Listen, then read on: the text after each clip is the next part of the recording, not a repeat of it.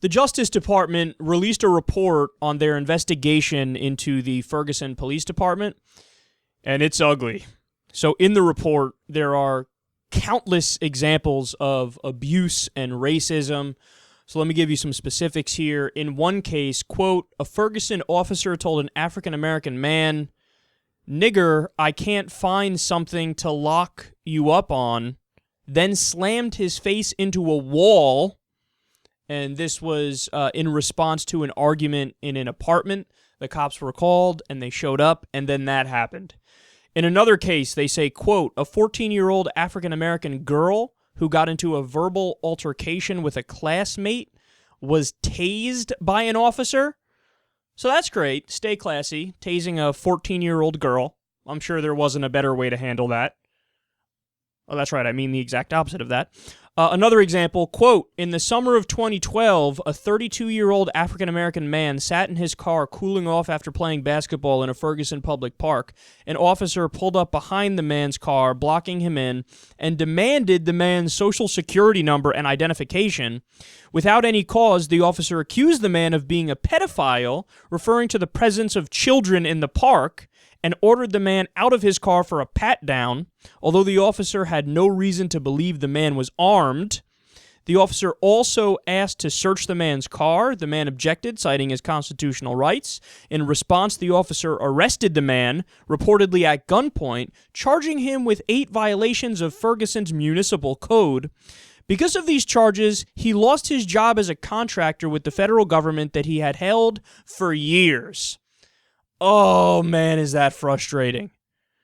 So all because some cop had it out for this poor guy based on no evidence whatsoever, now that guy's career is ruined. And he's going through the legal process.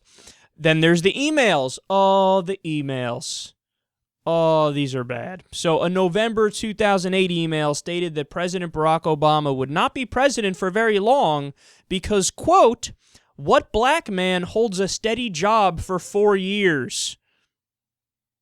A March 2010 email mocked African Americans through speech and familial stereotypes using a story involving child support. One line from the email read, quote, I be so glad that this be my last child support payment.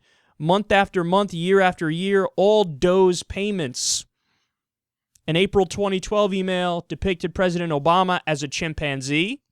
A May 2011 email stated, quote, an African-American woman in New Orleans was admitted into the hospital for a pregnancy termination.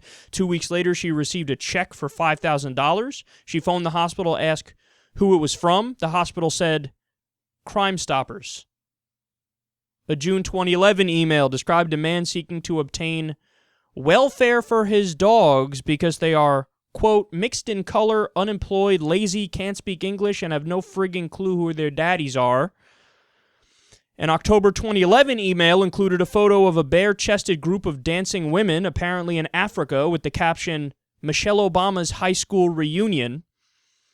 But I know, it's all right, because all the conservatives told me at the time when the Ferguson situation was happening, none of this has to do with race. Come on, you liberals, always reading too deep into it, always reading between the lines and making stuff up.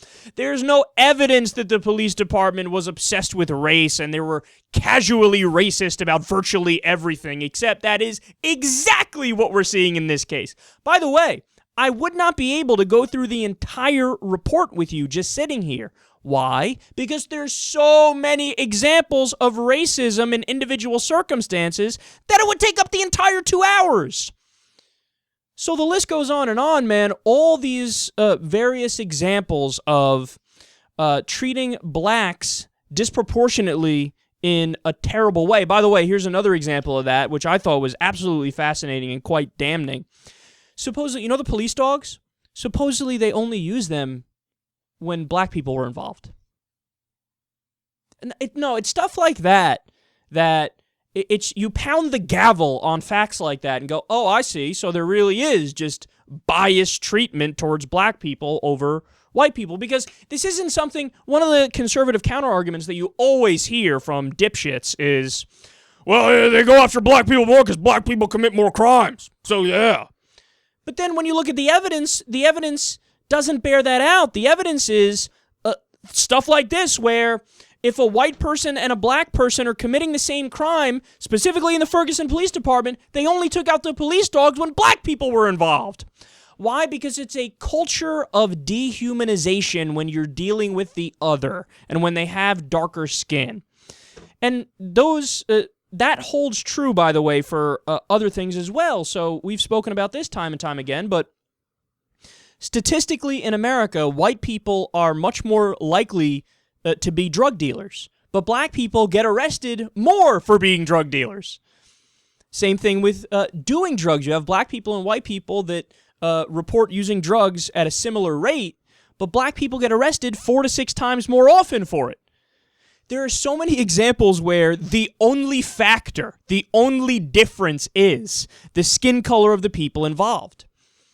And it's enough, man. It's enough. I mean, how much more evidence do you need that we have a cultural problem in the police department? I mean, I remember it wasn't too long after the Ferguson killing happened, the Darren Wilson killing Mike Brown, that there were counter-protests, because remember, people came out and they wanted reform to the police department and they were standing up for their rights, and there were counter-protests in areas nearby where you had white protesters leaving on the ground 40 ounces and buckets of chicken and watermelon.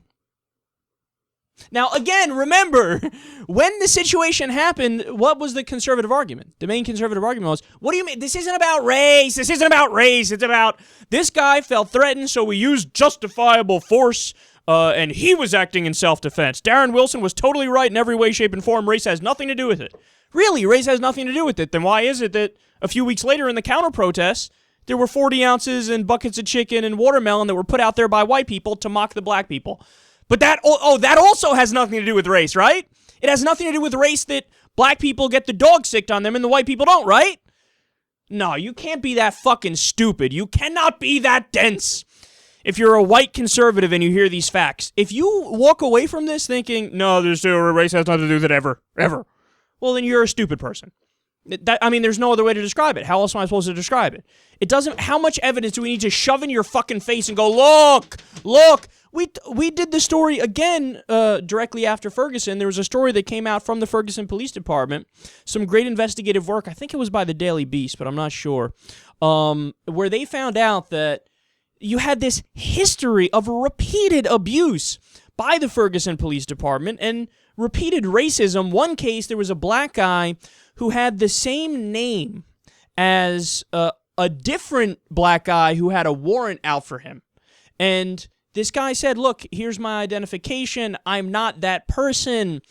It's a fairly common name. I'm not that person. What else do you want me to say? And he was on his way to work, and what did the cops do? They, of course, were aggressive with him. They arrested him. They took him in, put him behind bars. Then, upon realizing that it indeed wasn't the person, they stormed the cell and started beating the shit out of the guy. To the point where, you know what happened? This is incredible that this happens in America. The guy started bleeding, and he was bleeding on the uniform of the officers. They charged him with assaulting the officers. So you don't get the right guy, you beat the shit out of him, he bleeds on you because you beat the shit out of him unprovoked, and then you charge him? You charge him with assaulting an officer because he bled on you when you were beating his ass. Unbelievable. Unbelievable. And remember, all this stuff is proven and it's documented. But you ready for the bombshell? Darren Wilson, no charges. No charges because the Justice Department says we don't think we could prove beyond a reasonable doubt that in his particular instance, he did what he did because of Mike Brown's race.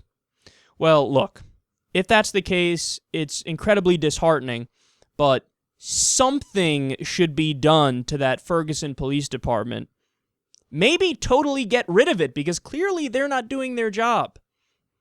We know what their job is, to protect and serve. All the evidence shows that they're not doing that. So we get the news today that Mike Brown's parents are now, I believe, doing a civil suit against the police department. And I think the Justice Department should get involved in different ways. And all the evidence in this report, it's not like this can't be put towards a different case to go after the Ferguson Police Department. Because when you see the situation as bad as it is, you either fire everybody and replace all the police officers with people from their own, the community that they're supposed to be policing, or you get rid of the police department. There's no way you can keep it the way it is right now. But unfortunately, at least as I'm live on air right now talking to you guys, only one officer has been fired from the Ferguson Police Department, and 2 have stepped down. But it still appears like they're largely going to get away with their history of abuse and racism. We should not let them